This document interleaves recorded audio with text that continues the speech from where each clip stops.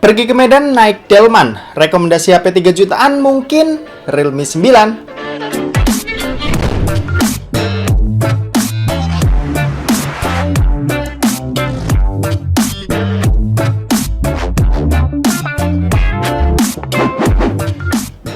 So guys, balik lagi sama kuliah sore bareng L di sini. Oke, jadi ini adalah Realme 9 atau Realme 9, smartphone Realme number series yang kastanya ada di atas Realme 9i dan di bawah Realme 9 Pro atau Realme 9 Pro Plus.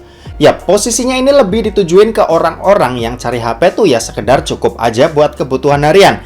Nggak ada sesuatu yang spesial banget kayak Realme 9 Pro Plus yang ngunggulin kameranya banget.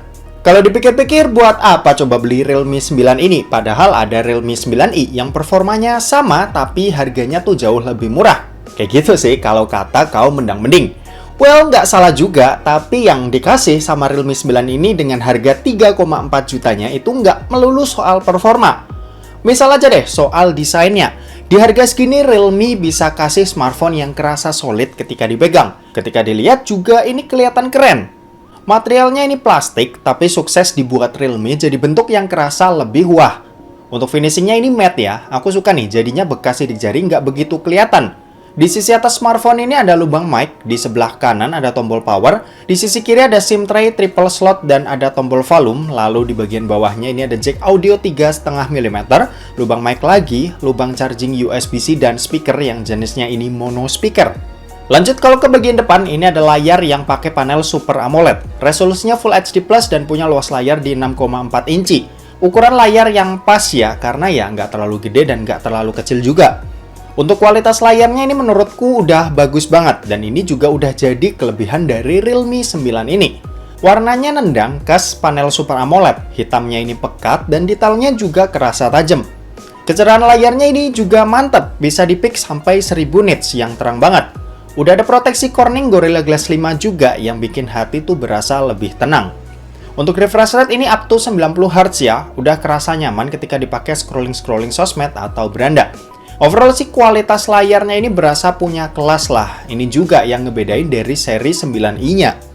Oke next, kalau buat performanya, Realme 9i ini dibekali dengan chipset Snapdragon 680. Chipset yang udah cukup banyak dipakai di smartphone keluaran tahun 2022 ini. Mau dari yang harganya di bawah 2 juta, sampai yang harganya 5 juta ini juga ada yang pakai chipset ini.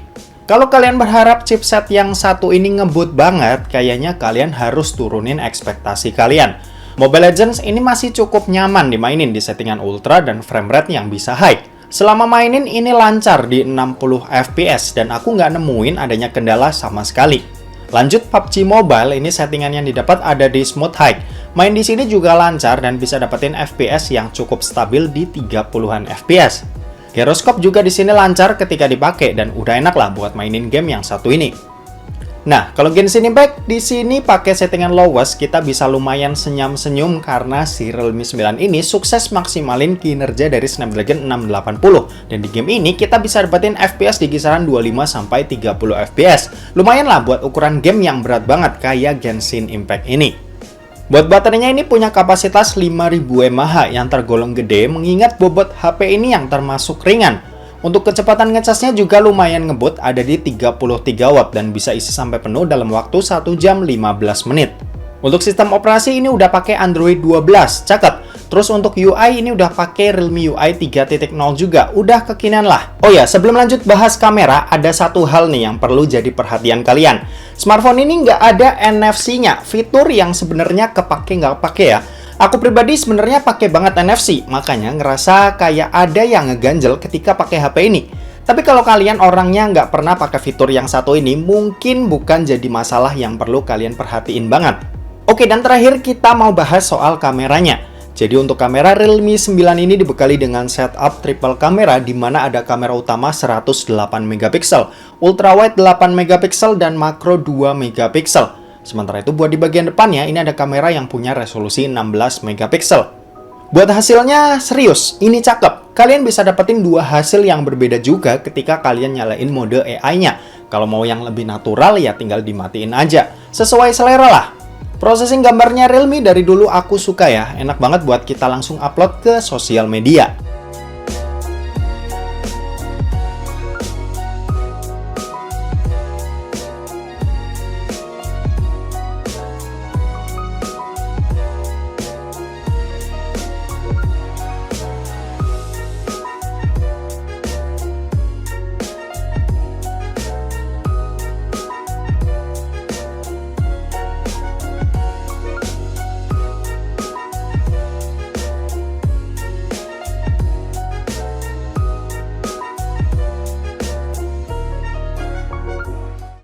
Oke, ini contoh perekaman video kamera belakang dari Realme 9. Ini pakai resolusi 1080-30. Dan sayangnya nggak bisa langsung pindah-pindah lensa. Yap, alias kalau kita mau pindah-pindah lensa harus kita matiin dulu perekamannya. Dan hasilnya seperti ini. Nanti ada mode stabilisasi tambahan juga. Nanti kita bakal bandingin juga untuk hasilnya. Oke.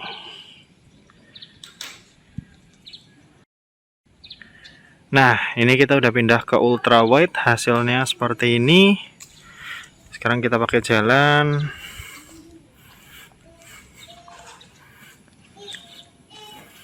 Oke. Ini ngomong-ngomong agak sedikit mendung ya. Oke.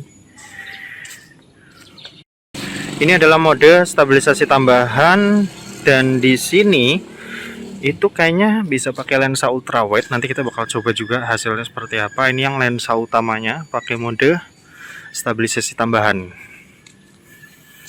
Oke, kita pakai jalan, hasilnya seperti ini.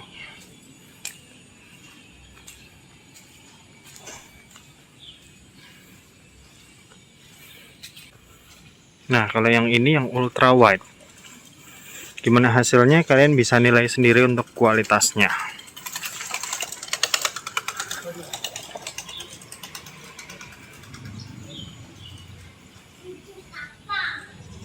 Ini kamera depan. Di sini juga ada mode stabilisasi tambahan. Nanti kita bakal ngetes perbandingannya seperti apa.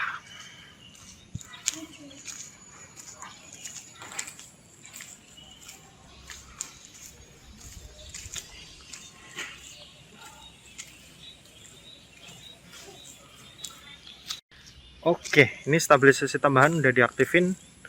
Hasilnya seperti ini. Gimana menurut kalian?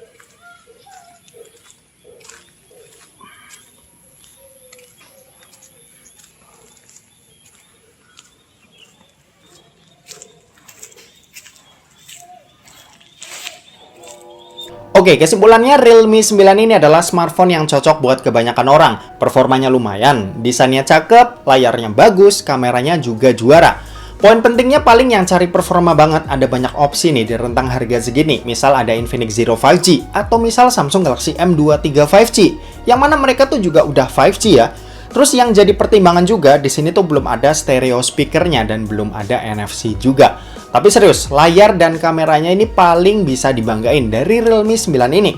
Sisanya ya biasa aja, kerasa kurang spesial. Dan oke, mungkin segitu aja buat video kali ini. Terima kasih buat yang udah nonton video ini. Jangan lupa buat like, komen, dan share juga ke teman-teman kalian, supaya teman-teman kalian mendapatkan informasi yang bermanfaat dari kuliah sore.